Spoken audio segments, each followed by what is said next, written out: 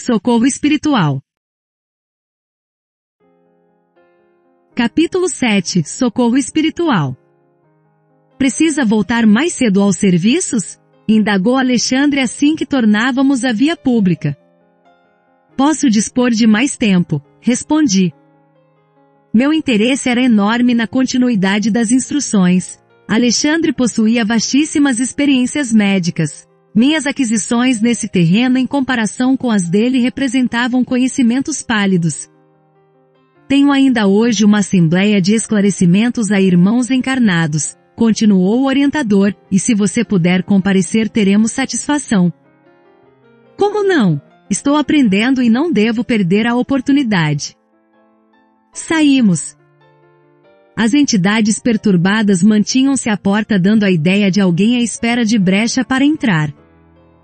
Porque Alexandre prosseguia na palestra edificante, seguíamos quase passo a passo como quando na crosta. Estávamos nos primeiros minutos da madrugada. Os transeuntes desencarnados eram numerosíssimos. A maioria de natureza inferior trajava roupa escura, mas de espaço a espaço éramos defrontados por grupos luminosos que passavam céleres em serviços cuja importância se adivinhava.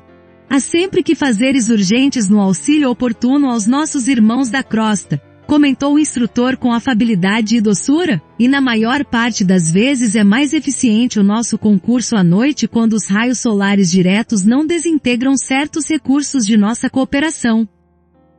Não havia terminado quando se acercou de nós inesperadamente uma velhinha simpática. Justina, minha irmã, que o Senhor a abençoe, saudou ao orientador gentil. A entidade amiga, que demonstrava muita inquietude no olhar, respondeu com afetuoso respeito e explicou-se. Alexandre, tenho necessidade de seu auxílio urgente e vim ao seu encontro. Desculpe-me. E antes que o instrutor pudesse sondar-lhe verbalmente a aflição, a interlocutora prosseguiu. Meu filho Antônio encontra-se em estado gravíssimo. Agora era Alexandre que a interrompia. Adivinha o que se passa? Quando visitei no mês findo notei-lhe as perturbações circulatórias. Sim, continuou a mãe aflita. Antônio vive no círculo de pensamentos muito desregrados apesar do bom coração. E hoje trouxe para o leito de repouso tantas preocupações descabidas, tanta angústia desnecessária, que as suas criações mentais se transformaram em verdadeiras torturas. Embalde auxiliei-o com os meus humildes recursos. Infelizmente é tão grande o seu desequilíbrio interior que toda a minha colaboração resultou inútil, permanecendo-lhe o cérebro sob a ameaça de um derramamento mortífero. E sentindo a gravidade do minuto acrescentou triste. Ó Alexandre, bem sei que devemos subordinar nossos desejos aos desígnios de Deus. Entretanto, meu filho necessita de mais alguns dias na Terra. Creio que em 2 meses conseguirei dele indiretamente a solução de todos os problemas que lhe afetam a paz da família. Sua autoridade pode auxiliar-nos. Seu coração edificado em Cristo permanece em condições de fazer-nos semelhante bem. Reconhecendo a urgência do assunto, exclamou o orientador. A caminho. Não temos um segundo a perder. Daí a poucos instantes penetramos na residência confortável. A velhinha aflita conduziu-nos a uma alcova espaçosa onde o filho-chefe da casa repousava metido em alvos lençóis, dando-me a impressão característica de um moribundo. Antônio parecia próximo dos 70 anos e exibia todos os sinais do arteriosclerótico adiantado. O quadro era agora profundamente educativo para mim, que entrará num círculo valioso de observações novas. Identificava perfeitamente o estado pré-agônico em todas as suas expressões físico-espirituais. A alma confusa e inconsciente movimentava-se com dificuldade, quase que totalmente exteriorizada junto do corpo imóvel, a respirar dificilmente. Enquanto Alexandre se inclinava paternalmente sobre ele, observei que estávamos diante de uma trombose perigosíssima por localizar-se numa das artérias que irrigam o córtex, motor do cérebro. A apoplexia não se fizera esperar. Mais alguns instantes e a vítima estaria desencarnada. Alexandre, que centralizara todas as atenções no enfermo, tocou-lhe o cérebro perispiritual e falou com autoridade serena. Antônio, mantenha-se vigilante. Nosso auxílio pede a sua cooperação. O moribundo, desligado parcialmente do corpo, abriu os olhos fora do invólucro de carne, dando a entender vagas noções de consciência, e o instrutor prosseguiu. Você foi acidentado pelos próprios pensamentos em conflito injustificável. Suas preocupações excessivas criaram-lhe elementos de desorganização cerebral. Intensifique o desejo de retomar as células físicas enquanto nos preparamos a fim de ajudá-lo. Este momento é decisivo para suas necessidades. O interpelado não respondeu, mas observei que Antônio compreenderá a advertência no imo das forças da consciência, colocando-se em boa posição para colaborar em favor de si mesmo. Em seguida, o orientador iniciou complicadas operações magnéticas no corpo inanimado, ministrando energias novas à espinha dorsal. Decorridos alguns instantes, colocou a destra ao longo do fígado e mais tarde, demorando-a no cérebro físico bem à altura da zona motora, chamou-me e disse: André, mantenha-se em prece cooperando conosco. Convocarei alguns irmãos em serviço nesta noite para auxiliar-nos. E acentuou após meditar por alguns segundos: o grupo do irmão Francisco não pode estar longe. Dito isso, Alexandre assumiu atitude de profunda concentração de pensamento. Não passou mais de 1 minuto e pequena expedição de 8 entidades, 4 companheiros e 4 irmãs penetrou o recinto doméstico em religioso silêncio. Saudamo-nos todos ligeiramente e o instrutor dirigiu-se atencioso à entidade que guardava atribuições de chefia. Francisco, precisamos aqui das emanações de algum dos nossos amigos encarnados cujo veículo material esteja agora em repouso equilibrado. E ao passo que o novo irmão observava cuidadoso o agonizante, Alexandre acrescentava: conforme observa, estamos diante de um caso gravíssimo. É preciso muito critério na escolha do doador de fluidos. O dirigente dos socorristas pensou um momento e obtemperou: temos um companheiro que nos atenderá razoavelmente. Trata-se de Afonso. Enquanto vou buscá-lo, nosso grupo auxiliará sua ação curativa emitindo forças de colaboração magnética através da prece. Francisco ausentou-se imediatamente. Nesse instante, a velhinha aproximou-se do instrutor e falou respeitosa: se há necessidade de fluidos de irmãos encarnados, quem sabe poderíamos empregar o concurso de minhas netas que repousam nos aposentos próximos. Não, respondeu Alexandre delicadamente, não atenderiam às exigências em curso. Precisamos de alguém suficientemente equilibrado no campo mental. A mãe inquieta afastou-se enxugando os olhos. Atendendo a sinal afetuoso do orientador, aproximei-me. Observando o doente de mais perto, mantendo-me embora. Na íntima atitude de oração. Antônio é viúvo faz 20 anos, explicou Alexandre, e está nas vésperas de vir ter conosco no plano espiritual. Nosso amigo, porém, necessita de mais alguns dias na esfera da crosta para deixar alguns problemas sérios devidamente solucionados. O Senhor nos concederá a satisfação de colaborar no reerguimento provisório de suas forças. E fosse porque me detinha a observar o grupo de entidades que oravam silenciosas ou em razão de pretender beneficiar-me com novos ensinamentos, o instrutor esclareceu: temos aqui o grupo do irmão Francisco. Trata-se de uma das inumeráveis turmas de serviço que nos prestam cooperação. Muitos companheiros consagram-se aos trabalhos dessa natureza mormente à noite, quando as nossas atividades de auxílio podem ser mais intensas.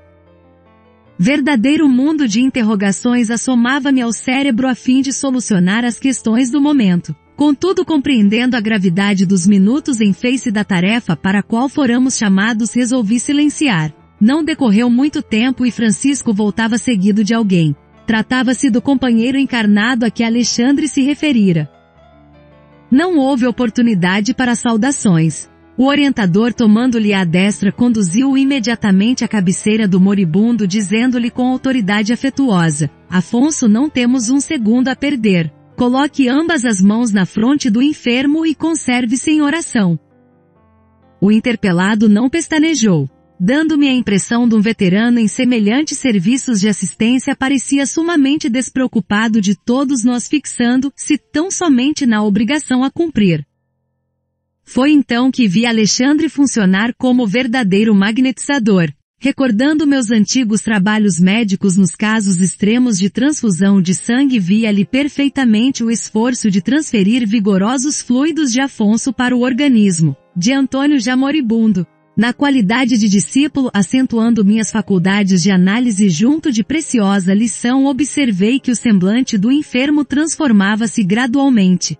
À medida que o instrutor movimentava as mãos sobre o cérebro de Antônio, este revelava sinais crescentes de melhoras. Verificava sob forte assombro que a sua forma perispiritual reunia-se devagarzinho à forma física, integrando-se harmoniosamente uma com a outra como se estivessem de novo, em processo de reajustamento célula por célula. Depois de um quarto de hora, segundo meu cálculo de tempo, estava finda a laboriosa intervenção magnética e Alexandre, chamando a velhinha, acentuou: Justina, o coágulo acaba de ser reabsorvido e conseguimos socorrer a artéria com os nossos recursos, mas Antônio terá no máximo 5 meses a mais de permanência na Terra. Se você pleiteou o auxílio de agora para ajudá-lo a resolver negócios urgentes, não perca as oportunidades, porque os reparos deste instante não perdurarão por mais de 150 dias. E não se esqueça de preveni-lo pelos processos intuitivos ao nosso alcance quanto ao cuidado que deverá manter consigo mesmo no terreno das preocupações excessivas mormente à noite, quando ocorrem os fenômenos desastrosos mais sérios de circulação, em vista da invigilância de muitas pessoas que se valem das horas sagradas do repouso físico para a criação de fantasmas cruéis no campo vivo do pensamento. Se o nosso amigo despreocupar-se da corrigenda, talvez desencarne antes dos 5 meses. Toda a cautela é indispensável. A genitora agradeceu comovida em lágrimas de contentamento.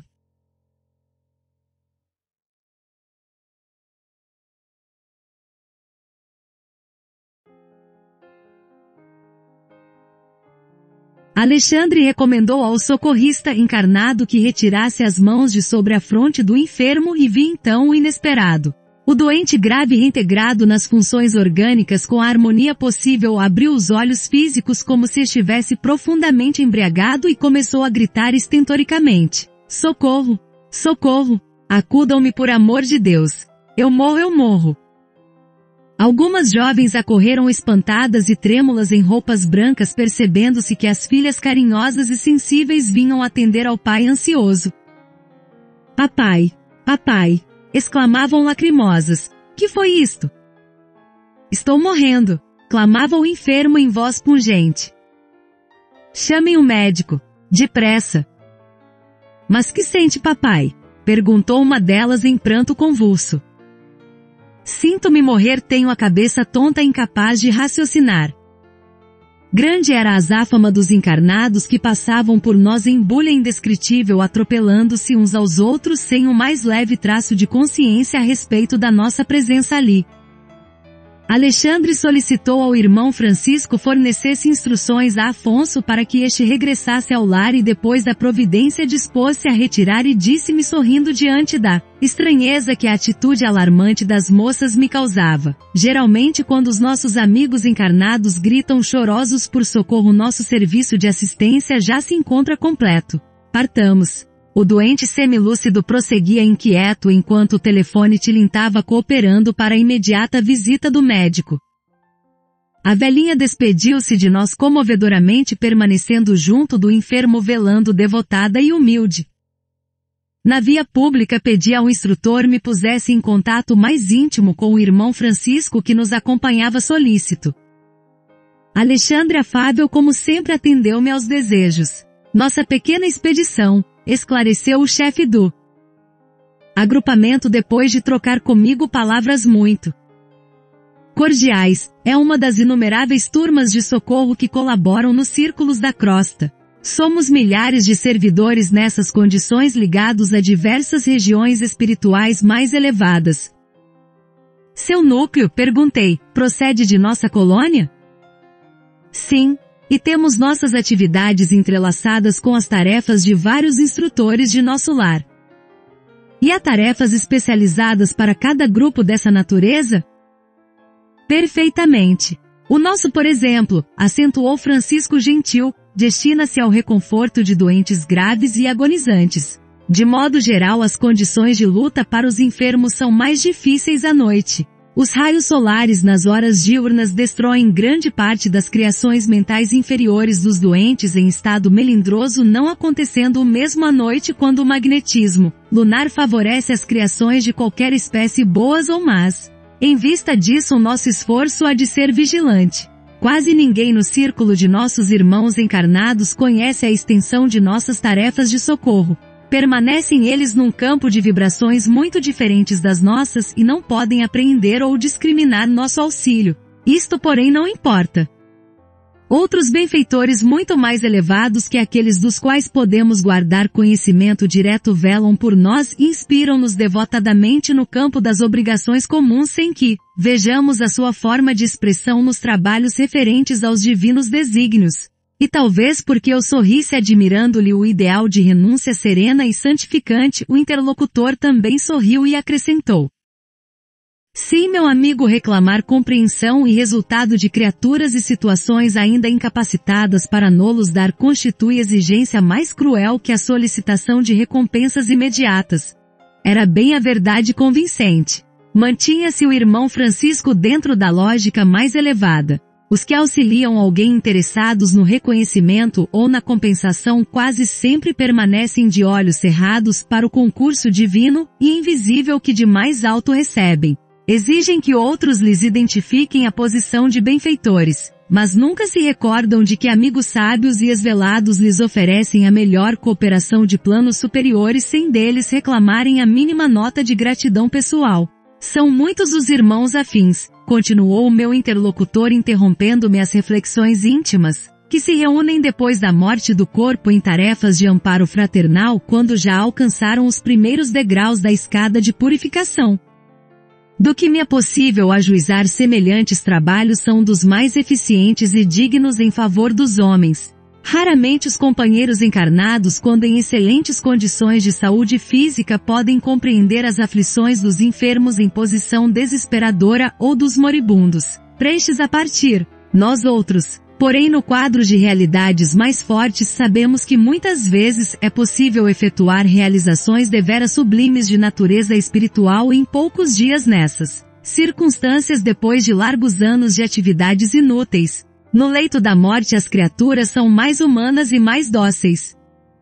Dir-se-ia que a moléstia intransigente enfraquece os instintos mais baixos, atenua as labaredas mais vivas das paixões inferiores, desanimaliza a alma abrindo-lhe em torno interstícios abençoados por onde penetra infinita luz. E a dor vai derrubando as pesadas muralhas da indiferença, do egoísmo cristalizado e do amor próprio excessivo. Então é possível o grande entendimento. Lições admiráveis felicitam a criatura que palidamente, embora percebe a grandeza da herança divina. Acentua-se-lhe o heroísmo e gravam-se-lhe no coração para sempre mensagens vivas de amor e sabedoria. Na noite espessa da agonia começa a brilhar a aurora da vida eterna. E aos seus clarões indistintos nossos princípios são facilmente aceitos, a sensibilidade demonstra características sublimes e a luz imortal lança fontes de infinito poder nos recessos do espírito. O interlocutor fez longa pausa e rematou: desse modo conseguimos efetuar um serviço de assistência eficaz, carreando novos valores no campo da fraternidade e do bem legítimo. Nunca observou a paciência inesperada de doentes graves, a calma de certos enfermos incuráveis e a suprema conformação da maioria dos moribundos? Muitas vezes semelhantes edificações incompreensíveis para os encarnados que o cercam constituem o fruto do esforço de nossos grupos itinerantes de socorro. Francisco enunciara sublimes verdades. De fato, a serenidade dos enfermos em condição desesperadora e a resignação inexplicável dos agonizantes absolutamente distanciados da fé religiosa não poderiam guardar outra origem. A bondade divina é infinita e em todos os lugares há sempre generosas manifestações da providência paternal de Deus, confortando os tristes, acalmando os desesperados, socorrendo os ignorantes e abençoando os infelizes.